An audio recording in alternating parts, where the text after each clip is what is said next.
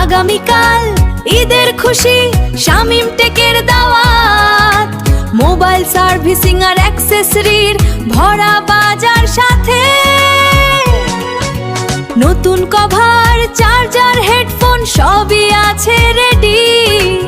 ঈদের অফার দেখে খুশি হবে সবাই, নেই কোনো ঝামেলাবাজি। শামিম টেকে আসুন সবাই, ঈদের আনন্দ হোক আরো খাঁটি।